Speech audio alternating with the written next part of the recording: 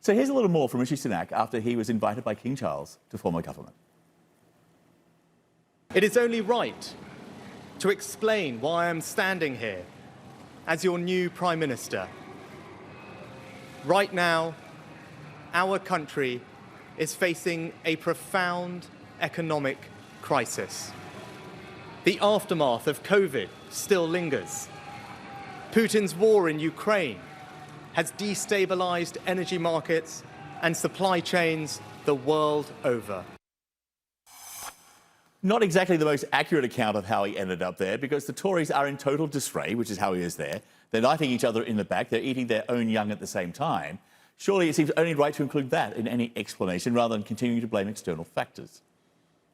I think he's a better politician than that, but I think you're right. I mean, this is a prime minister who is there because the previous two Conservative leaders ultimately were unable to manage their parties. And I think we're seeing some signs from who he's appointed into his cabinet that he is going to strike a different tone. He has, as was mentioned, he's brought back the Home Secretary Suella Braverman. That's a real concession to the right of the party.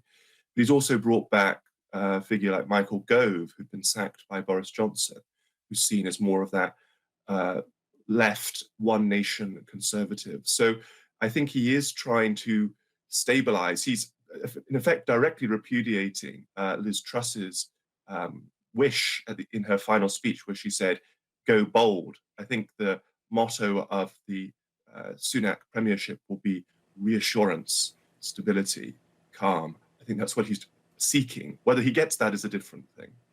Yeah, the former Australian Prime Minister Paul Keating would often taunt the leader of a divided opposition party by saying, if you can't govern your own party, you can't govern the country. In many ways, the same is true for Sunak. So apart from this coalition, this sort of rival factions within the Conservative Party, what does Sunak have to do that Truss failed to do?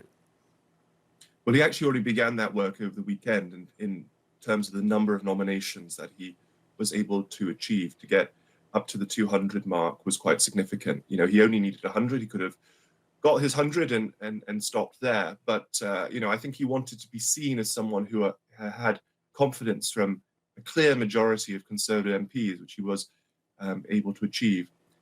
In the days ahead, I think the most important thing for Sunak in terms of stability within the party is for him to actually do some of the basic legwork of politics. That is to say, that you need to be able to make the case for your policies within your party before you make these kind of bold, out-of-nowhere announcements. I mean, that was the big problem with the 45%, the cut from the 45% top rate of tax, was that there had been no preparation. I mean, Conservative MPs apparently gasped in the House of Commons when it was announced because they had no expectation of it coming.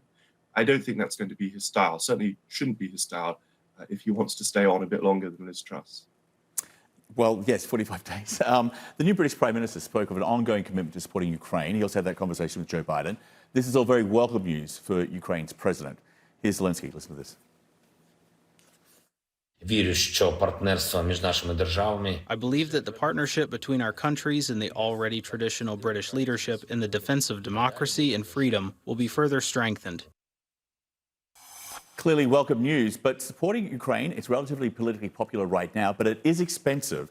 What happens to that support as Sunak has to make some hard budgetary choices in the weeks and months ahead?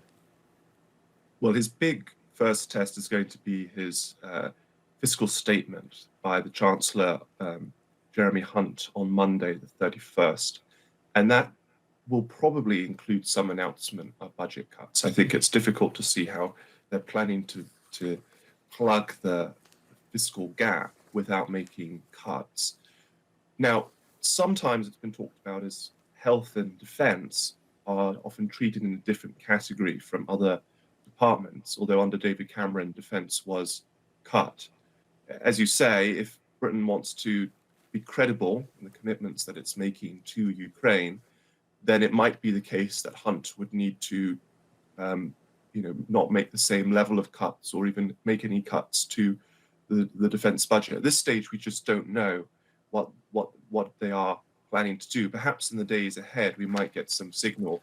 As I said, if you're good at politics, you lay the groundwork for these sort of things so that they're not a massive surprise when the actual statement comes. The saying, like, tell them you're going to punch them in the nose and punch them in the nose, I think is the saying, or something like that. Richard Johnson, thank you for being with us. We appreciate it. Thank you.